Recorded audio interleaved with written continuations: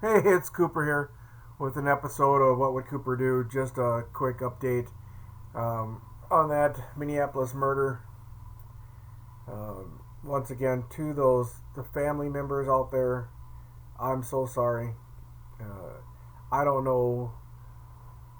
There's no words that can justify the action that took place. There's no words that can make this correct. There's no words that can say, no matter what the circumstances that are done.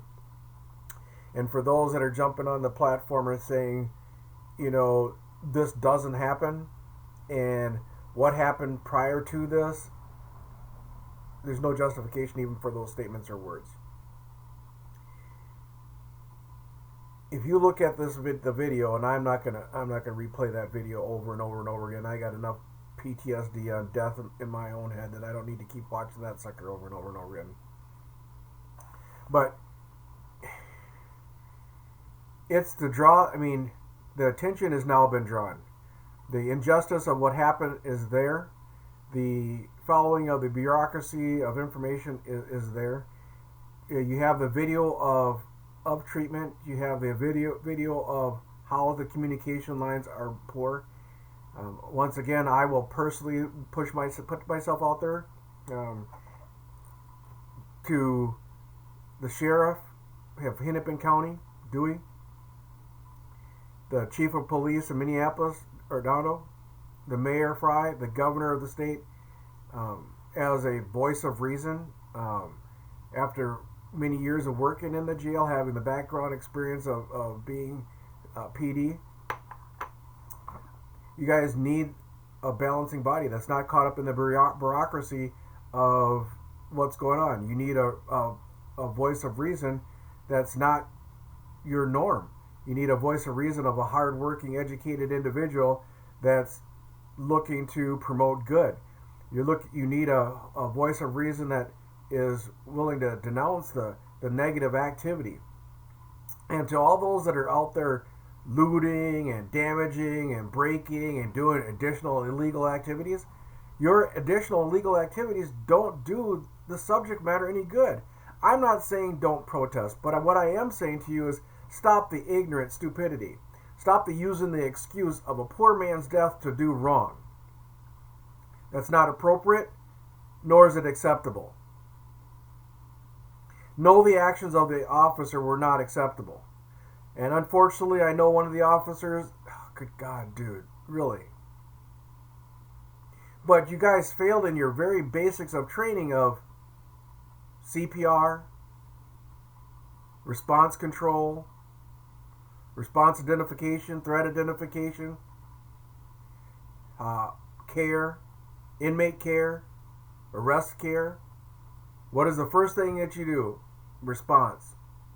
Is the person giving you a verbal, physical, emotional, or movement response? Airway, sensitivity, just the basic first aid.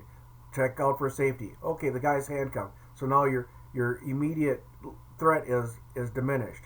The guy is communicating. You have another individual that communicates with that guy. Just like when I was in the jail, I tell a guy to stop, and he'd stop, go get in their cell, go get in the car, and they would. You've got a guy that's in the crowd that says, dude, knock off the fight and get in the car. Oh, I will. Not even given opportunity at that point. Why? What is your thinking process? It's wrong. But I'm going to do this video because it points out the unjust behavior of the thinking process. The thinking process of the negative side. The assumed of guilty until proven innocent. The assumption of, I don't care what you have to say. The difficulty that every black person has, that when they get in their vehicle and they're stopped, all this goes through their mind each time. When you're a Caucasian individual and you're stopped, you don't have this thinking process that goes through your mind. I'm going to get stopped for speeding. Oh, do I have to worry about dying? Am I going to have a bad cop walk up on me? You don't have that thinking process. You don't have the thinking process of telling your kids that, you know what, like I tell my son, if the cops roll up on you, roll down your window, stick both hands out the window, let them see that you have nothing, and follow their orders to the letter, and then say thank you for keeping the world safe. I personally get out of my car, walk to the back of my truck, put my hands in the air, turn around, so I can be on their camera showing that I don't have anything. Why do I do that? My own personal safety. You don't, as a Caucasian, don't have that conversation. And for those that are sitting on a platform denouncing and ridiculing and degrading people, just because you're given a platform to do it doesn't mean that everything that you have to say is right. Now, for example, I will post this information. It won't get shared. I won't get 5,000 views and all this other kind of stuff because I don't bash the narrative. And the narrative is, it's the wrong thing that happened. Finally, they have a video from beginning to end of injustice. You had an individual that was a sports specialist that was kneeling to say individuals are dying at the hands of cops. And you took an ignorant population that turned it into something else, going, well, why would he do it at that time? Well, why would he take notice of it? Because nobody was taking notice of it when it was done any other way. Nobody takes notice of it when I say, please, just let me do my job. Please, give me opportunity like the next guy. Please, don't restrict me from the day to day because of the color of my skin. Please recognize my credentials and my degree. Please.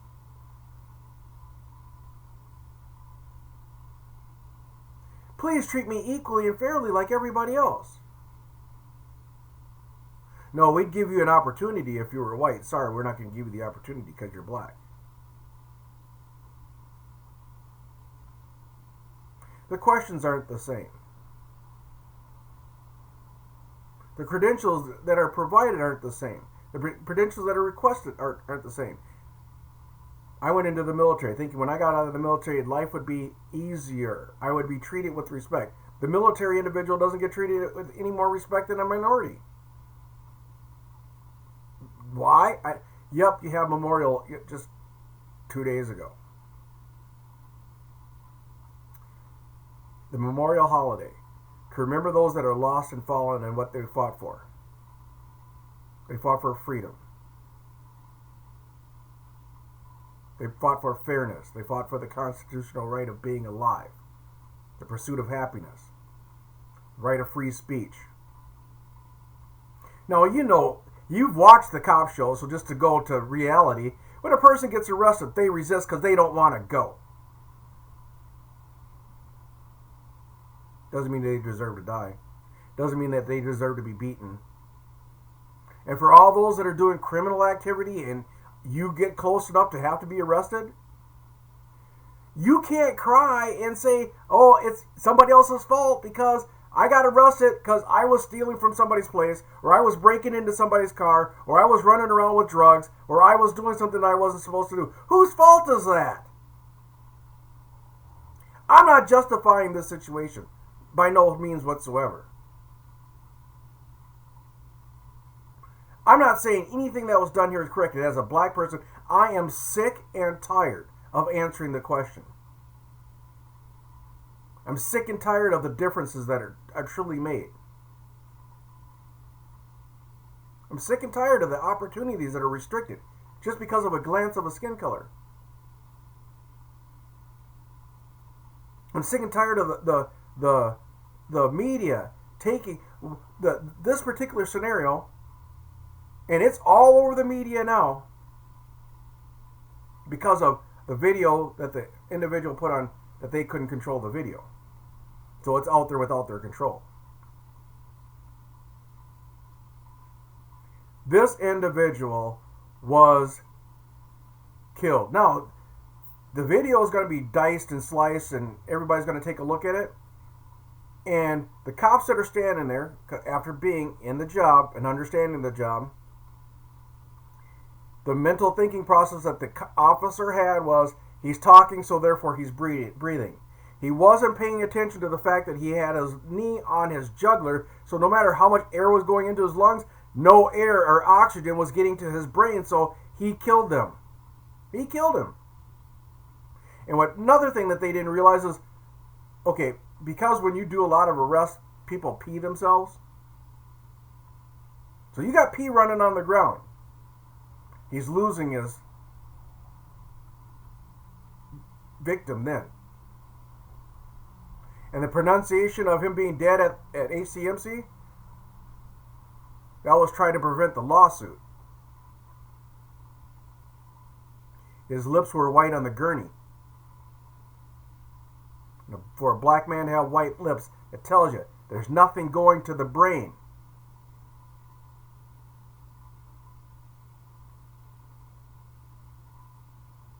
The EMS, when he showed up, he checked the guy's pulse. Didn't check for his eyes, didn't check for responsiveness, he checked for a pulse. And for the short period of time he had his hand on his neck with gloves on, he didn't find a pulse that quick. Just to let you know, after doing the job a while. And if a body's under duress, guess what? There's no movement. There's no rise and fall of the chest. This situation is absolutely points out total injustice. I reached out to the mayor, the governor, the sheriff's department of the state. Call me in. I'm a non-biased, balanced individual that can tell you both sides. I can tell you how to handle it. I can tell you how to treat it. I can tell you how to better serve the community. I can tell you what the individuals want and look for. I can tell you how to reduce crime. I can tell you how to help individuals. And people always ask me, where does all this anger come from? The anger comes from the stripped opportunities.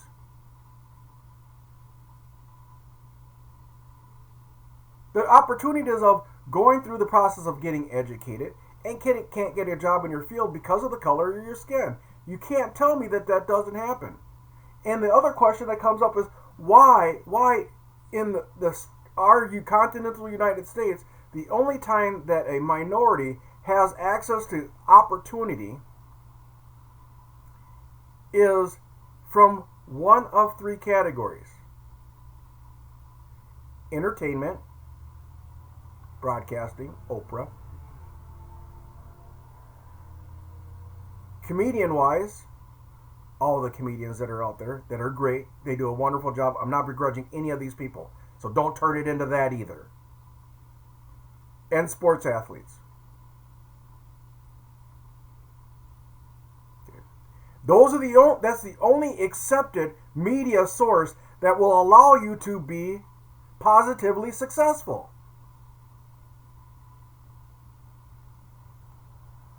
It's not appropriate.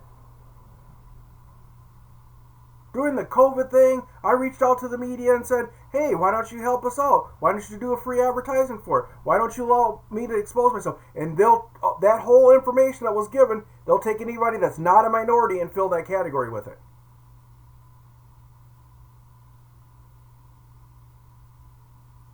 That's where the anger comes from. You can bring the idea to the table, but you're not going to be used as the marquee because you don't represent their media. It's not appropriate. It's not fair. That's where the anger comes from. No matter how much hard work you do, you're ostracized and criticized if you're not in the entertainment type structure.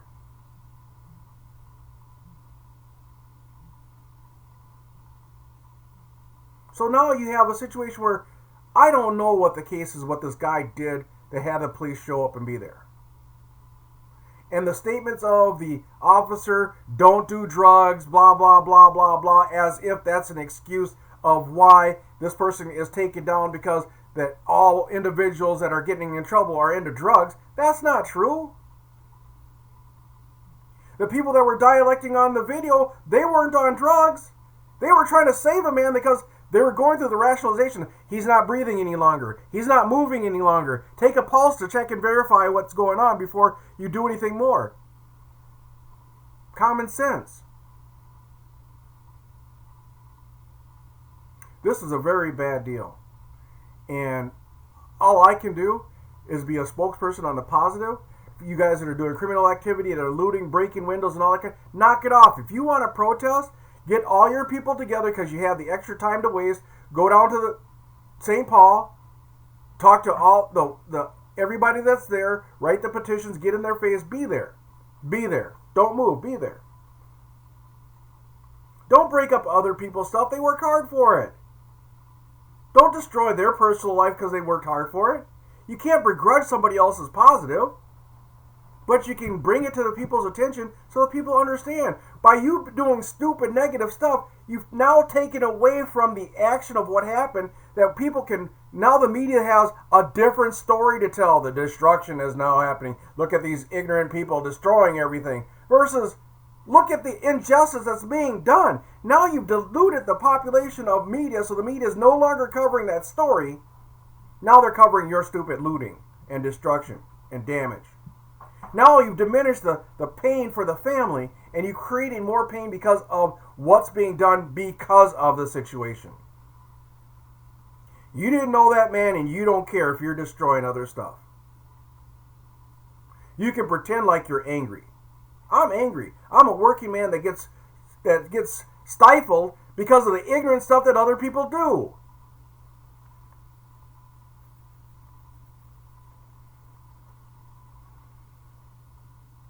This is 100% wrong. But it points out the injustice. It points out the wrong. You get to see it on TV. You get to see a black man struggling to say, you know what? I just want to live. Guess what? You don't get that opportunity. I just want to do my job. You don't get that opportunity. I just want the marketing and advertising, but you don't get that opportunity. I want to go to college and graduate, but you don't get that opportunity. But it's okay for you to be strung out on the street and do drugs, but it's okay to not attend school. Guess what? Why is there no protest to make kids go to school and help them through school? Give them opportunities to get to school, because now they're believing there's absolutely no reason to go, because guess what? I don't need to, because there's no way for me to succeed. If I go, I'm not going to make anything. I'm not going to get anywhere. Where's the logic in it? Can somebody tell me where the logic is? This is a bad deal, but it shows the struggle. No good outcome is going to come of this, except for national knowledge and national press. But the national knowledge and national press does not get to the root of the problem. The root of the problem is why allowing people to have the exact same opportunities as everybody else. If you get arrested, you go to court, you come out alive. You do your time, whatever. Here, check fraud. So now you have to drive. You worry about a traffic stop. You worry about have I been stopped? Yes. Yes, I have. Oh, Cooper, you're good. I know, but I get stopped. And I have the exact same worries every single time. Bad cop. Not all cops are that way. I get that. But this is a bad situation. But it points out on video how bad it is. And there's nobody around that can stop it. The person that's standing in the side of the crowd, he can't walk up and say, check his pulse. Because guess what? Now he gets arrested for assault. He gets pepper sprayed because the moron goes, well, you're looking out for the person's life. I'm just trying to get you to take a stop for 10 seconds and take a pulse and make sure that this guy's breathing. And Tal, you were wrong. I hope you see this video, Tal. This is Cooper, straight to you. Come on, dude. I know it's going to hurt you bad. I know it's going to hurt your soul. I know it's going to worry you, because I know you as a person, it's going to bother you. But you should have turned around and said, man, get your knee off his neck. You're just as guilty as murdering him by at least not saying that. You could have said it and him not doing it. Take the burden off yourself. But you didn't even do that role. And the other two cops that are there, you guys know better. He's detained. You don't do long-term restraint for the reason of what happened. You don't do long-term restraint. This is awful. In every sense of the word, it's terrible. This is the worst, because you got video, you got daytime video from beginning to end. So now the public gets to see. What a bad deal we have to deal with on a day-to-day basis.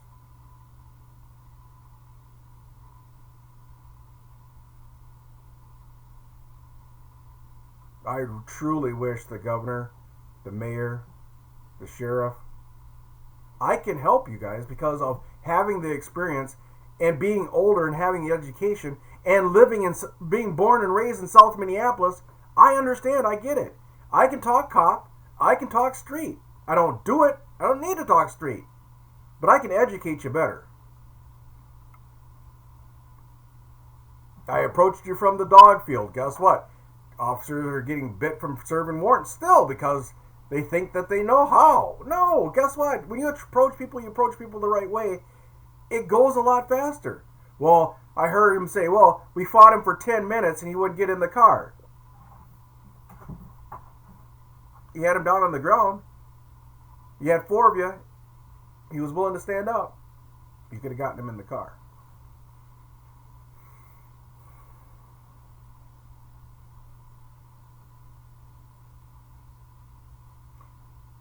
We could all be armchair quarterbacks on Monday morning.